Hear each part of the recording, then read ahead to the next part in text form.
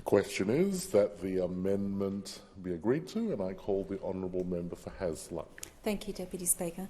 Upon joining the Parliament in 2008, the member for Maribyrnong, now Minister for Government Services and the NDIS, was immediately made the Parliamentary Secretary for People with a Disability, and in his first speech he stated, "The challenge for all of us is to abolish once and for all the second-class status that too often accompanies Australians living with disabilities."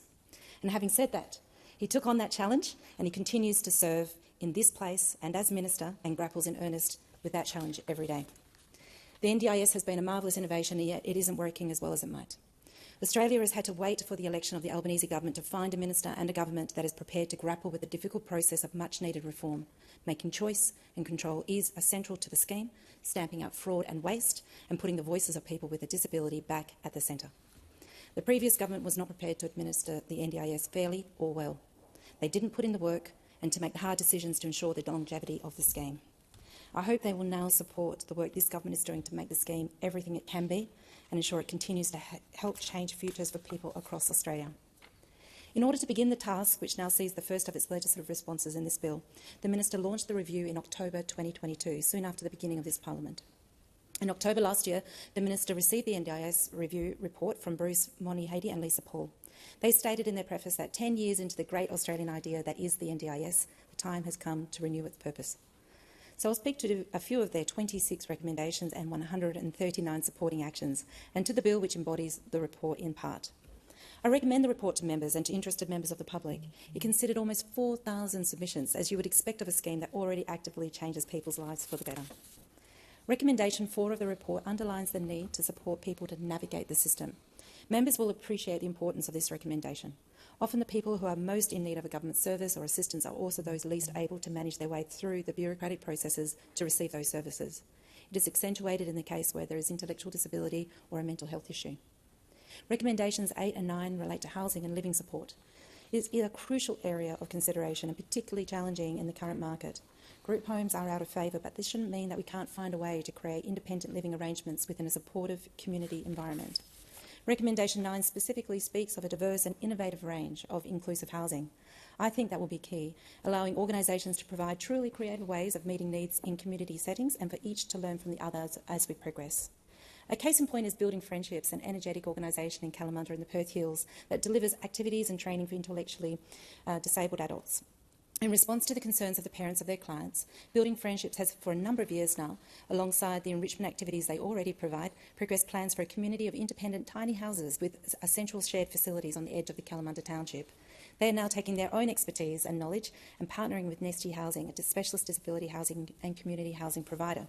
Their client-focused independent housing development plan promises to bring good design and ecological sensitivity with independent housing tailored to the particular needs of those people who are choosing to live there and their families with much-needed certainty for the future.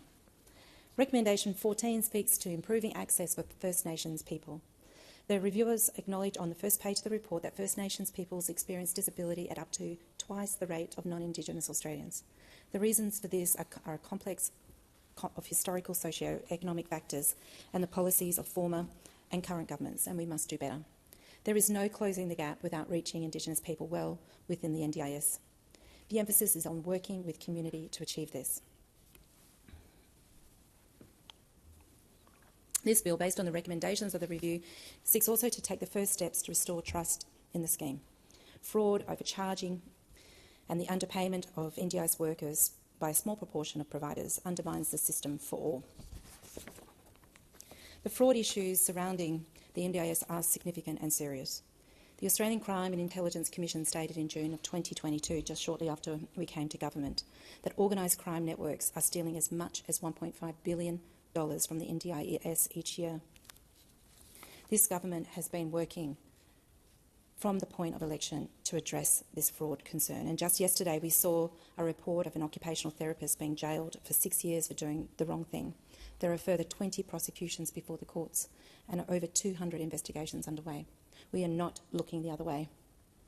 Most providers are doing the right thing, but a minority need to be weeded out, and some obviously need to be met with the full force of the law. The previous government were clearly not grappling with this same issue. In contrast, there's been hardly a week over the last 2 years where the Minister has not made a public statement on these matters.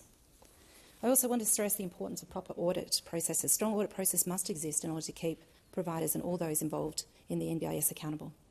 Providers doing the right thing will not mind this, as they will pass their audit, and I'm sure will want to know that any organisations or individuals not doing the right thing are brought to account. I know other members receive reports from constituents from time to time that cast doubt on the actions of some of those few providers in the NDIS space, where fees are being paid and services are not being delivered. This needs to come to light quickly and be dealt with strictly for the health of the scheme and in the interests of those services for the people that are expecting to receive them. The amending bill tightens audit processes. And for the NDIS to be successful, it also needs to be financially sustainable. When the NDIS was first conceived, the Commonwealth and the states were 50-50 partners. State funding has reduced as a proportion of funding over time, with the Commonwealth now taking on about 70% of funding.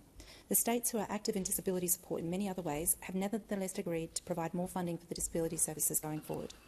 The review and this legislation seeks to take the NDIS back to its initial aim, which is to provide support for the most seriously disabled people.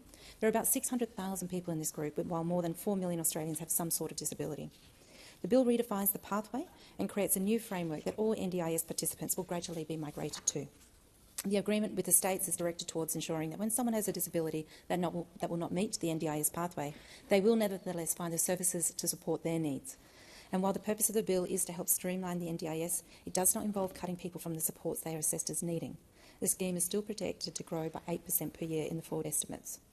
The scheme will be further developed in concert with the people whom it seeks to serve.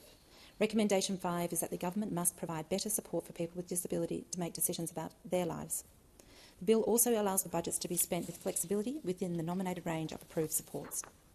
As the Minister stated in his second reading speech on the bill, a critical element of design and development following passage of the bill will be a person-centred model for needs assessment. We will focus our attention on a person's functional impairments and capacities, not on their diagnosis. This recalibration is supported across the sector. So the bill clarifies the pathway into the NDIS, creates a reasonable and necessary budget framework, needs assessment processes, flexible funding, and funding for status supports under a new framework plans, provides clarity on the supports that the NDIS will and won't support, and adds safeguards around the management of plans and spending. I understand the opposition is generally supportive of the bill, although it's a bit difficult to ascertain given their negativity in some of this debate. All I will say is, well, for years and years it could have been the Coalition's root and branch review, but it wasn't. And for years and years it could have been the Coalition's largely uncontroversial bill, but it wasn't. The NDIS is a leading legacy program that, as the Minister says, represents the best that Australia can be. The review and this legislation will allow us to make it a better and lasting legacy.